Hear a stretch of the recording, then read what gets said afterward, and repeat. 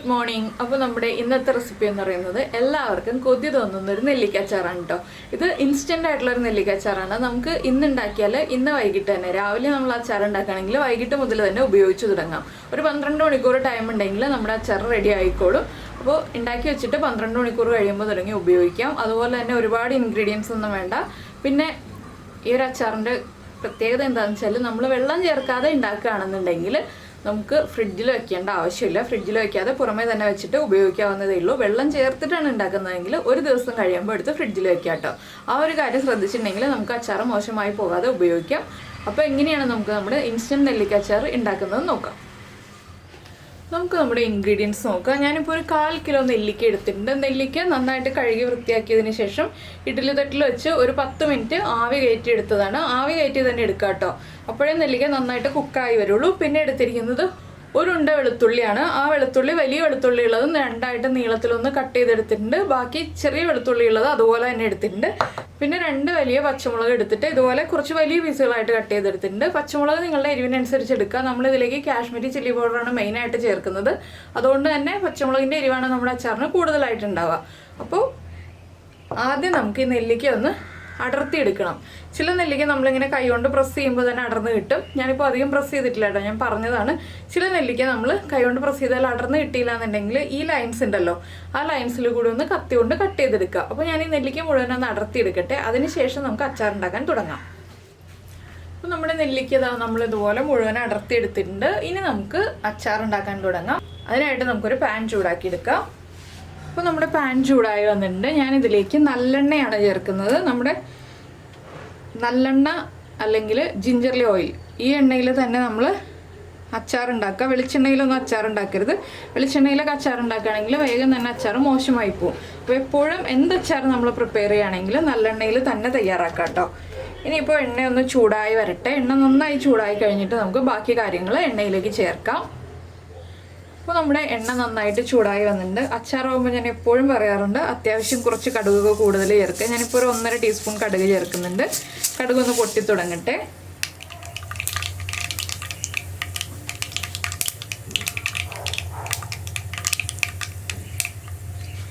അപ്പോൾ നമ്മുടെ കടുക് പൊട്ടി കഴിയാറാവുന്നുണ്ട്. ഞാനൊരു 3 വറ്റൽമുളക് എടുത്തിട്ടുണ്ട്. വറ്റൽമുളകും കൂടി നമുക്ക് ഈ കടുകിൻ്റെ കൂടെ ചേർത്ത് കൊടുക്കാം. അതുപോലെ തന്നെ നമ്മളിനി അടുത്തതായിട്ട് ചേർക്കുന്നത് നമ്മൾ എടുത്തു വെച്ചിരിക്കുന്ന വെളുത്തുള്ളി നന്നായിട്ടൊന്ന് വഴറ്റിയെടുക്കണം. ഒരുപാടൊന്നും വഴറ്റണ്ട, കളർ മാറുന്ന പോലെ, എങ്കിലും ഒരുവിധം നന്നായിട്ടൊന്ന് വെളുത്തുള്ളി കുക്കായി വരണം. ഇതിൻ്റെ കൂടെ തന്നെ വെളുത്തുള്ളി ഒന്ന് ചൂടായി തുടങ്ങി കഴിയുമ്പോൾ നമ്മുടെ പച്ചമുളകും കറിവേപ്പിലയും ചേർത്ത് കൊടുക്കാം.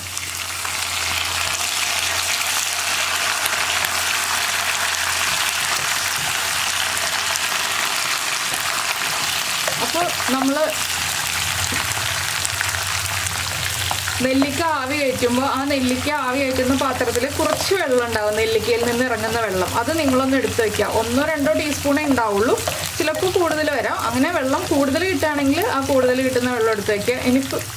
എനിക്കിപ്പോൾ ഒരു 2 ടീസ്പൂൺ വെള്ളം കിട്ടിയിട്ടുണ്ട്. ഞാൻ ആ വെള്ളം എടുത്ത് വെച്ചിട്ടുണ്ട്. അത് നമുക്ക് ഈ അച്ചാറിലേക്ക് ചേർക്കാൻ ആവശ്യമാണ്. അപ്പോൾ ഇതാ നമ്മുടെ വെളുത്തുള്ളിയും പച്ചമുളകും ഒക്കെ ഒന്ന് കുക്കായി തുടങ്ങുന്നുണ്ട്. ഈ സമയത്ത് നമ്മൾ നമ്മുടെ പൊടികളൊക്കെ അടുപ്പിച്ച് വെക്കാം കേട്ടോ. എന്താണെന്ന് വെച്ചാൽ വെളുത്തുള്ളിയും പച്ചമുളകും കുക്കായി കഴിയുമ്പോൾ ഉടനെ തന്നെ നമുക്ക് പൊടികളൊക്കെ ചേർത്ത് കൊടുക്കാനുള്ളതാണ്.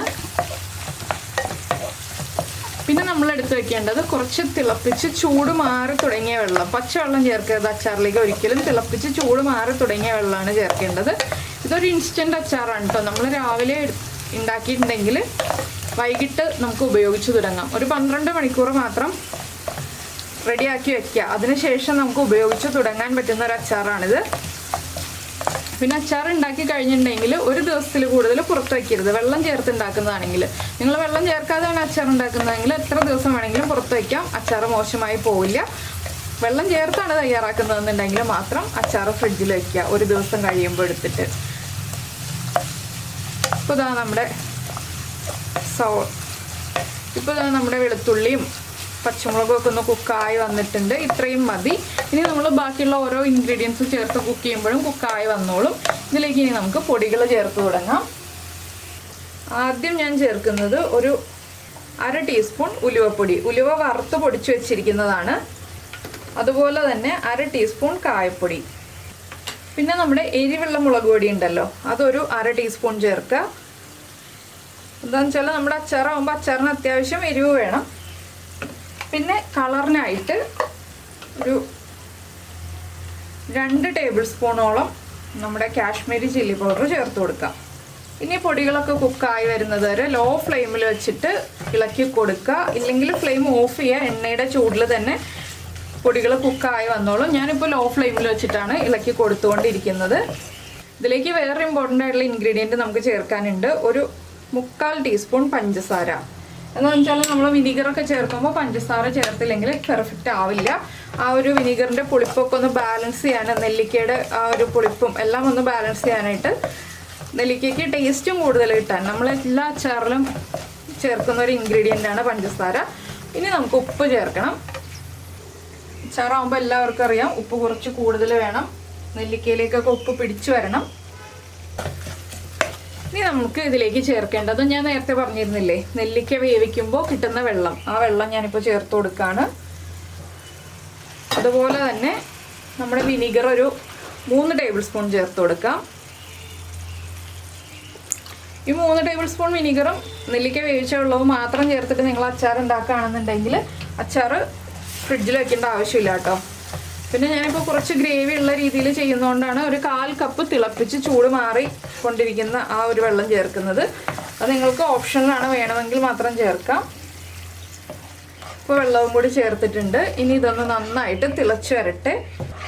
നെല്ലിക്ക അച്ചാർ ഉണ്ടാക്കാനായിട്ട് നമ്മൾ നെല്ലിക്ക വേവിക്കുന്ന ആ ഒരു സമയം മാത്രമേ പോകുന്നുള്ളൂ കേട്ടോ. ബാക്കിയുള്ള പ്രിപ്പറേഷൻസ് ഒക്കെ വളരെ എളുപ്പമാണ്. മിക്ക അച്ചാറുകളുടെയും പ്രിപ്പറേഷൻസ് വളരെ എളുപ്പമാണ്.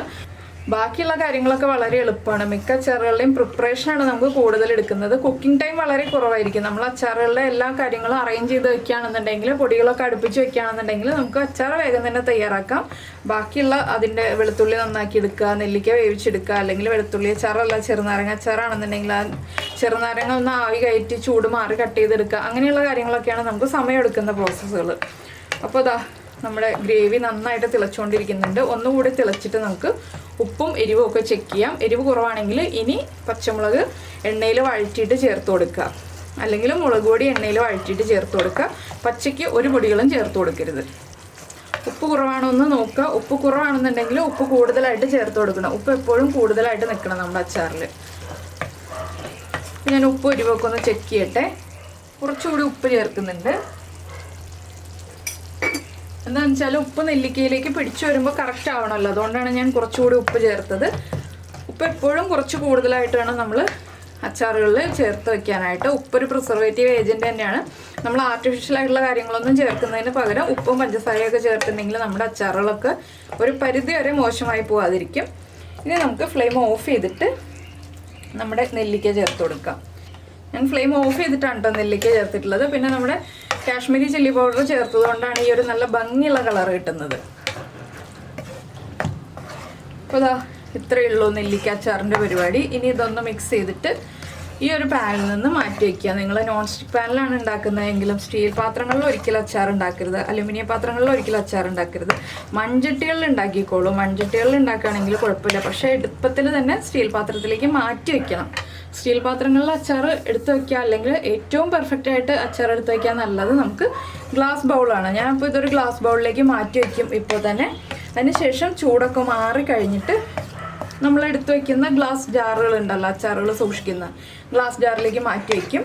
അപ്പോൾ ഇപ്പോൾ നെല്ലിക്കയുടെ സീസണാണ്. നെല്ലിക്ക എല്ലായിടത്തും അവൈലബിൾ ആണ്. എല്ലാവരും കുറച്ച് നെല്ലിക്ക വാങ്ങിച്ചിട്ട് വേഗം തന്നെ അച്ചാർ ഉണ്ടാക്കിയിട്ട് അടുത്ത ദിവസം മുതൽ തന്നെ ഉപയോഗിച്ച് തുടങ്ങിക്കോളൂ. വളരെ ടേസ്റ്റി ആയിട്ടുള്ള അച്ചാറാണ്. ചോറിൻ്റെ കൂടെ കഴിക്കാം, കഞ്ഞിയുടെ കൂടെ കഴിക്കാം. രാത്രി കഞ്ഞിയാണ് നിങ്ങൾ ഉണ്ടാക്കുന്നതെന്നുണ്ടെങ്കിൽ കഞ്ഞിയുടെ കൂടെ കഴിക്കാനും അതുപോലെ ചോറിൻ്റെ കൂടെ കഴിക്കാനും ഒക്കെ വളരെ എളുപ്പത്തിൽ തയ്യാറാക്കാൻ പറ്റിയൊരു സൈഡ് ഡിഷാണ്. അപ്പോൾ സൈഡ് ഡിഷ് എന്ന് പറഞ്ഞിട്ടുണ്ടെങ്കിൽ അച്ചാർ ഇഷ്ടപ്പെടുന്ന ഒരുപാട് ആളുകൾക്ക് നല്ലൊരു സൈഡ് ഡിഷാണ് അച്ചാർ.